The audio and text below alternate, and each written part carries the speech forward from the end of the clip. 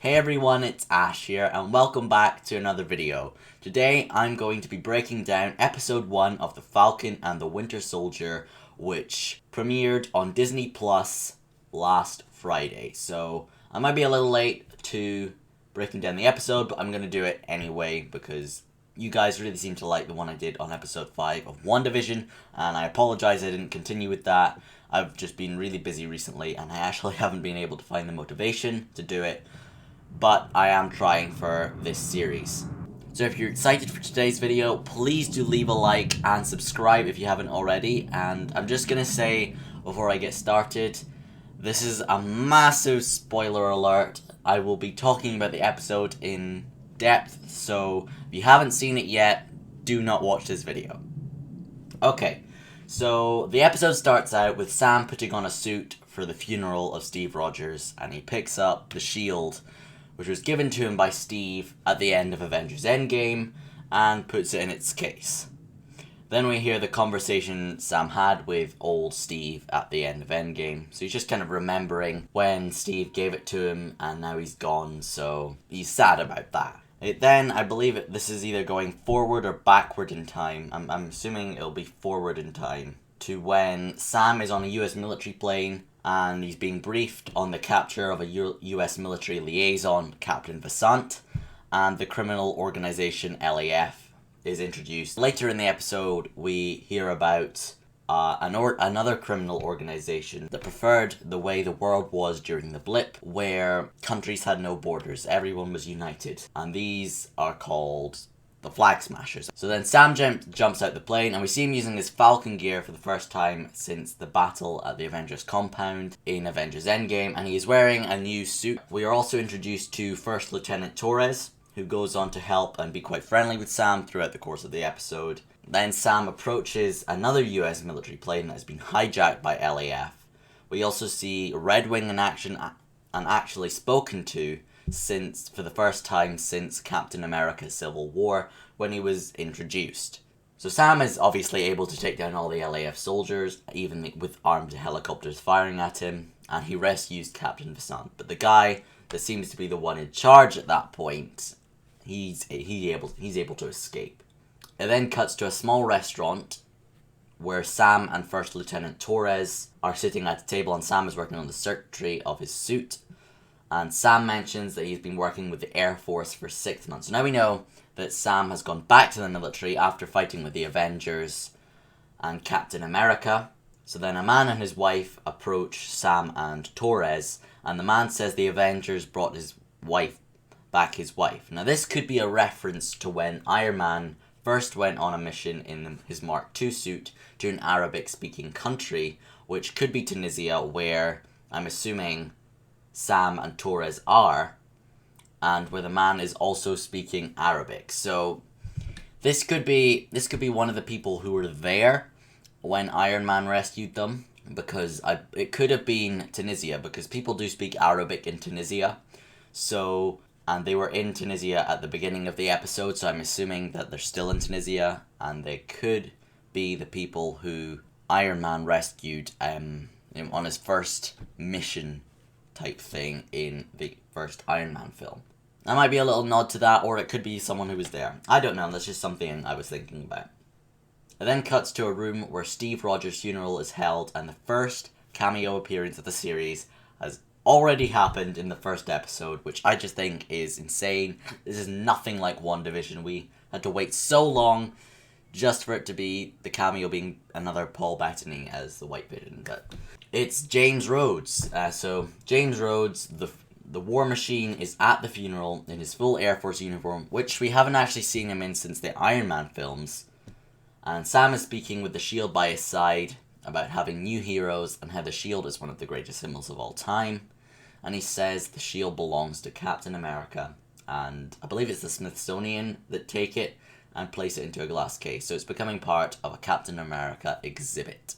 Which brings me nicely on to the next part, where Sam and Rhodey are walking through the Captain America exhibit that has all the key moments of Steve's life in it. The camera for a second focuses on the part about Bucky Barnes, so it just focuses on his face for a minute. And Rhodey asks Sam why he didn't carry on as Captain America, and his answer was that the shield belongs to Steve. He felt it wasn't right for him to use the shield because it was Captain America, Steve Rogers. So then it cuts to kind of Bucky's side of the episode. So it cuts to a really old and posh looking building where a man is returning to his room when another man, escorted by guards, is killed by the Winter Soldier. And once he's done it, he says, "Hail Hydra." So that's immediately getting everyone thinking, oh my god, has Bucky gone back to Hydra? Has someone awoken his mind control again? And then the man returning to his room begs the Winter Soldier not to kill him, and please, he didn't see anything, but he kills him anyway.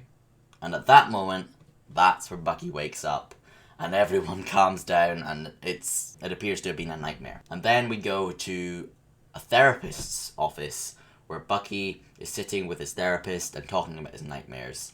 And she's asking about his nightmares, and it's revealed that Bucky has the civilian status now. He's no longer an enemy of the state after his actions in Captain America, the Winter Soldier, and also Civil War, because he fought with Captain America there. And he's going to be pardoned. So that will be because of his efforts in the fight in Avengers Infinity War at the Battle of Wakanda, and the final battle at the Avengers compound in Avengers Endgame. Bucky has a list of names that need to be brought to justice. That's him righting his wrongs by getting all these people brought to justice. And he gets the evidence and keeps them in one place for the authorities. He doesn't kill anybody, doesn't hurt anybody, doesn't break the law. Those are the rules.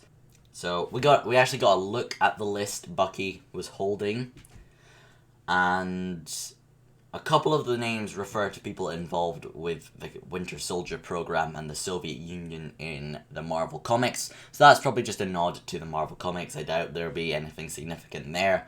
But one name has made an appearance in the MCU, and that's Helmut Zemo. So it appears as H. Zemo on Bucky's list. So that means he needs to be brought to justice. Although I thought he was, because that's what Black Panther was holding him there for in Captain America Civil War. But maybe he wasn't brought to justice, but I'll assume we'll figure that out. And we also learn that Sam has tried to stay in contact with Bucky, because they kind of teamed up just at the end of the Avengers Endgame film.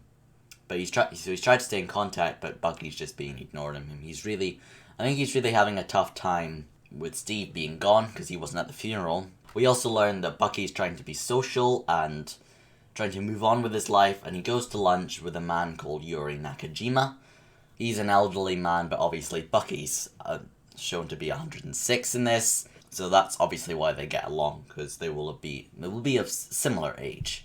So at the restaurant, Yuri actually asks out the lady behind the counter for Bucky, and he just gets really embarrassed and everything. But it's cool to see that side of Bucky. Yuri sees something that reminds him of his late son, and he tells Bucky about him, and it really seems to hit Bucky hard. So it goes back to Sam's side of the episode again, and he's visiting his sister and two nephews, and Sam and his sister are arguing about selling their parents' boat. So they're just arguing about selling their parents' boat after they've died, and Sam doesn't want to. His sister believes they have to, and they're just going back and forth on that. But it's cool to see that Sam has a little family there. So then it goes back to Bucky, and he's on a date with the woman that Yuri asked out for him at the same restaurant, and they're talking about what happened to Yuri's son. And something that's really strange is Bucky just gets up and leaves. He does go to Yuri's apartment, and he sees inside there's a little area of candles, like a little shrine type thing, lit around a picture of his son. And that is the same man that Bucky killed in his nightmare. Now, I actually don't know what this means. It could mean that Bucky's already killed him when he was the Winter Soldier. Or there could be something more sinister at play, which is just difficult to describe.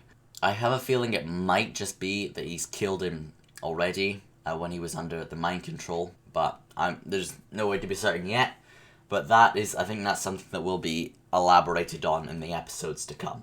So then Torres is following the Flag Smashers. So Torres, we've not seen him for a little while in the episode. So he's following the Flag Smashers like he said he would to Sam.